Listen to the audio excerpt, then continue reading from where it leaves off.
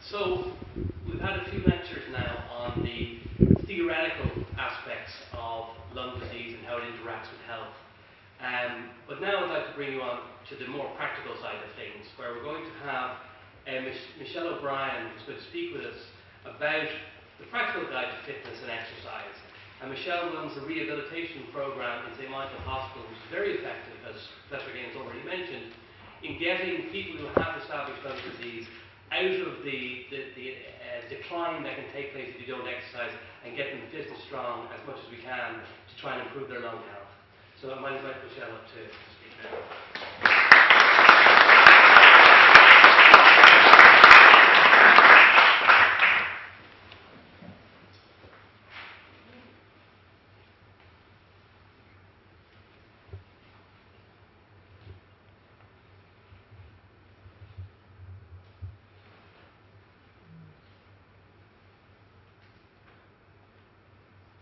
Good evening, everyone. My name is Michelle O'Brien, and I am a respiratory physiotherapist in St. Michael's Hospital in Dunleary.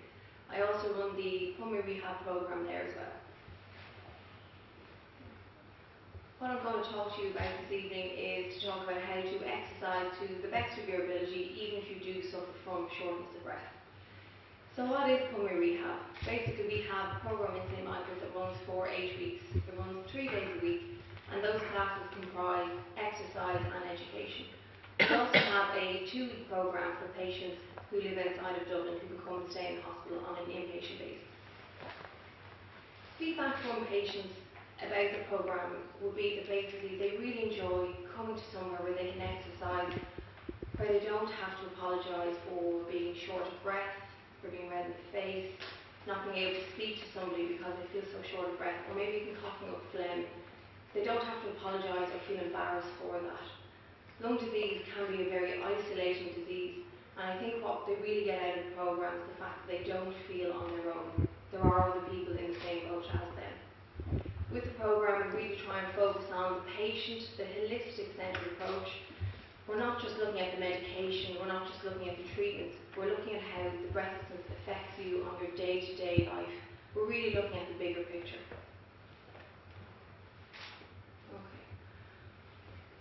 The issue with a lot of lung disease, unfortunately, is that it tends to creep up on people. Okay? Often in the initial assessment with patients, I'll say to them, how are your activity levels now? And they might say to me, oh, not too bad, I'm active enough. And if I gave them options of sedentary, low active, active, very active, they might say to me, oh, I'm fairly active. But it's then when we start to look back at maybe a few years ago, and they'll say, oh no, I'm not remotely half as active as I used to be. That's when we start to see the little day-to-day activities that they cut out. It can be something really, really simple, like instead of walking down to the shops now, you take the car, or maybe you take public transport places. Maybe you stop the hoovering, or even simple things like putting the washing out in the line. Maybe you've got a clothes horse and you're hanging things indoors. And it's those little things, believe it or not, that can really help keep our fitness up. And if you look at the cycle here, you start to feel breathless. And feeling breathless on a day-to-day activity is not a nice sensation. So what we start to do is we start to avoid the activities that make us breathless. Obviously, by virtue of that, then we start to do less.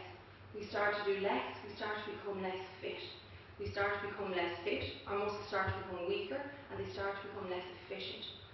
What happens then is we start to get more breathless doing even the most simple of things.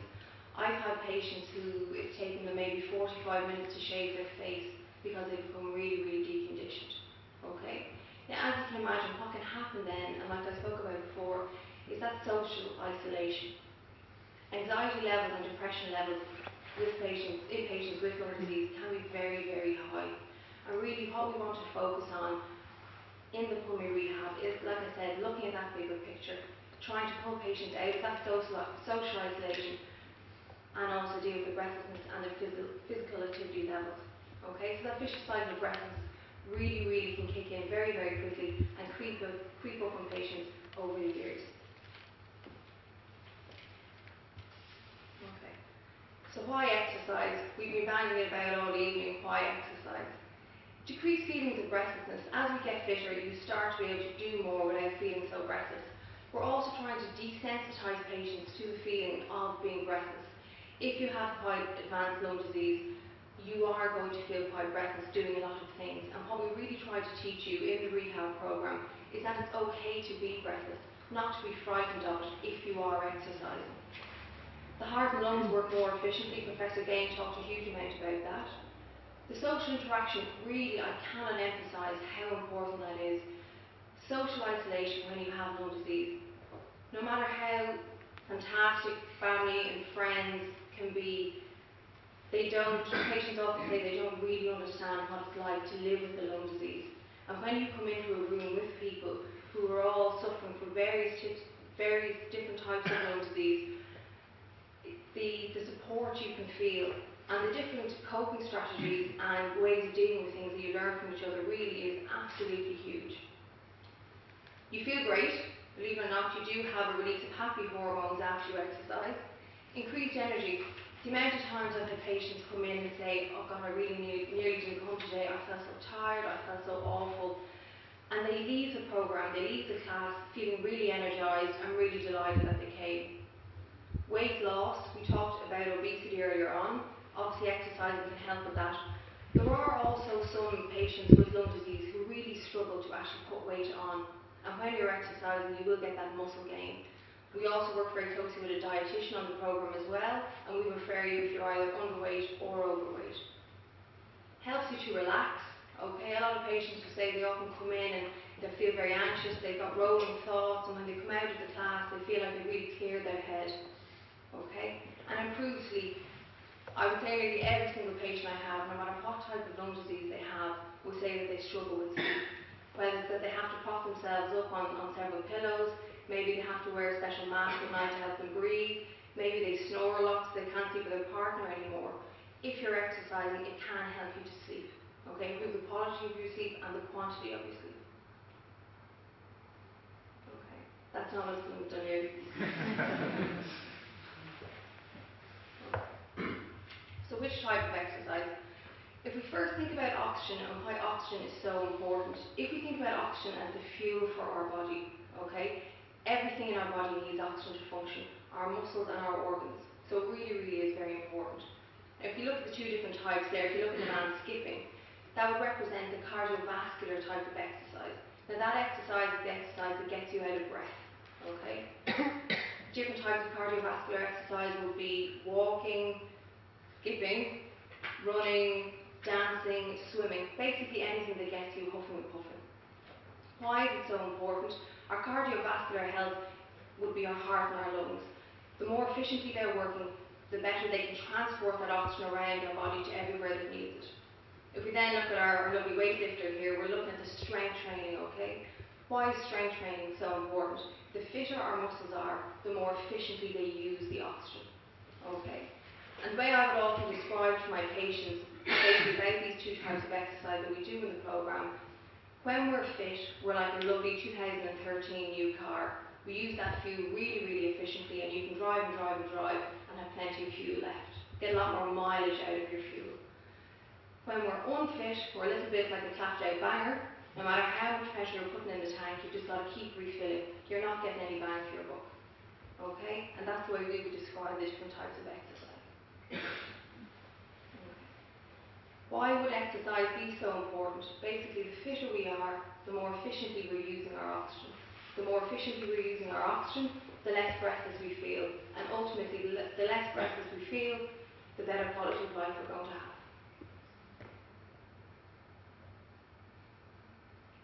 Okay.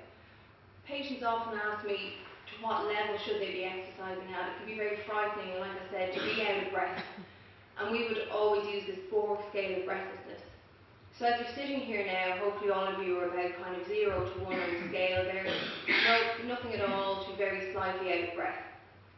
When you're exercising, ideally we want you pushing up to number 3 or 4, moderately to somewhat strongly out of breath.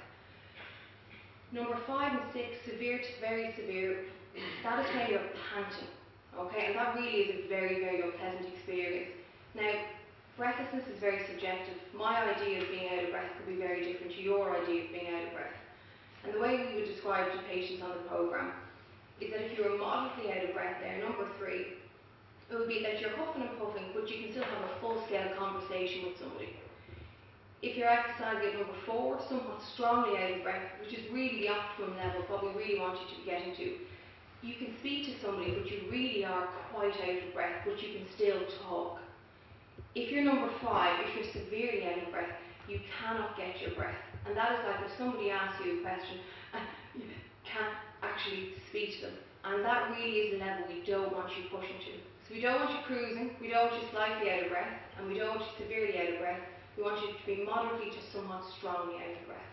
And there is nothing wrong with that. That is good for you when you're exercising. And I'll go into that a little bit further now. Okay. Home exercise. This is 2 of the patients on the programme working away. Patients often ask how often should they be exercising. Really, we would be looking at 6 days a week. There's a lot of research to show that anything more than 48 hours out of the exercise loop really starts to show deconditioning, but also we're all human. We start to say, oh, I'll give it another day off, maybe another day off, okay? So really 6 days a week. On your day off, we would say, eat, drink, do what you like, be merry, regenerate, and then you feel much more able to go back into the exercise the next day. How long should you be exercising for? Ideally, we are looking for 30 minutes of continuous exercise 6 days a week. And continuous is the key. I have patients come in and say, oh, I do 10-minute walks 6 times a day. Okay? How out of breath are you after that? I'm alright, I'm not too bad. What I'll say, if we could try and condense that into a good solid 30 minutes. Now, for a lot of patients when they come onto the programme, they couldn't even dream about doing 30 minutes of continuous exercise a day. But then when they come onto the programme, they see that they can actually complete an hours-long exercise in one go.